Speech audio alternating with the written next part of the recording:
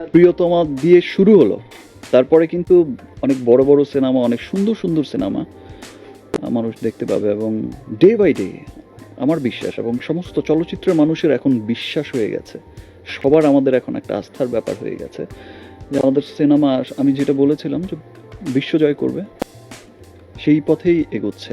শুধুমাত্র বাংলাদেশ থেকেই যে ব্যবসা করে আমরা বসে থাকবো বা ভালো লাগবে তা না, মধ্যপ্রাচ্য সহ পুরো পৃথিবীতে আমাদের বাংলা সিনেমার একটা সুন্দর একটা জায়গা তৈরি হবে, অন্য একটা জায়গা তৈরি হবে, এবং সিনেমার মধ্য দিয়েই বাংলাদেশকে চিনবে মানুষ বিশ্বের। ব্র্যান্ড প্রমোটার বারিশ হকের হাজবেন্ড এবার অপু বিশ্বাসকে নিয়ে বাজে বাজে মন্তব্য করলো।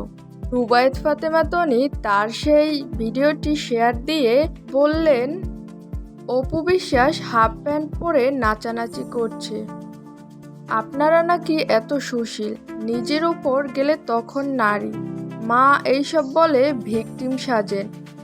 অন্য একটা নারীকে নিয়ে কথা বলার সময় নিজের মনের নোংরামিটা বের হয়ে যায়। বউয়ের কামাই খাওয়া বেটাগুলা গায়ে কিসের চামড়া। তবে এখানে তনি ঠিকই বলেছেন, তিনি একটা পুরুষ হয়ে কিভাবে অন্য একজন মহিলার সমালোচনা করেন।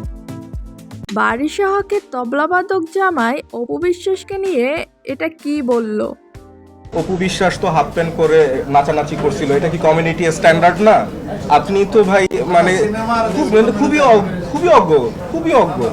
তনিকে অপমান করে একজন কমেন্ট করেন, আপনি তো একজন কাপড় ব্যবসায়ী, আপনার আবার কিসের এত ঢং?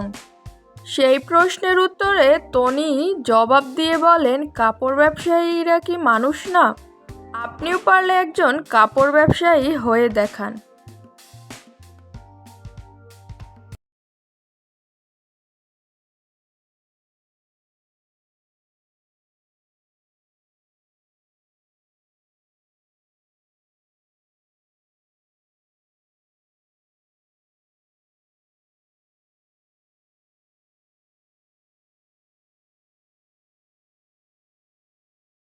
সন্তানের সম্পর্কে একই বললেন বুবলি, শুনুন তবে।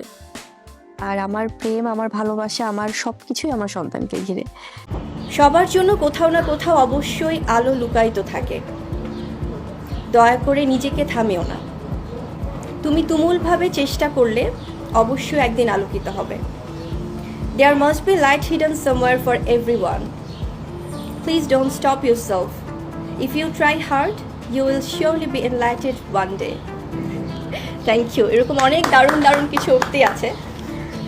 অপু বিশ্বাস আগে যেমনটা ছিল এখন আর তেমনটি নেই। নিজেকে অনেকটা পরিবর্তন করে অনেক স্মার্ট হয়ে গিয়েছেন বলছেন ভক্তরা। মিমকে কেক খাওয়াতে চাইলে মিম নানা করে বারণ করে দেন গৌতম শাহকে, তা নিয়ে হচ্ছে ট্রল।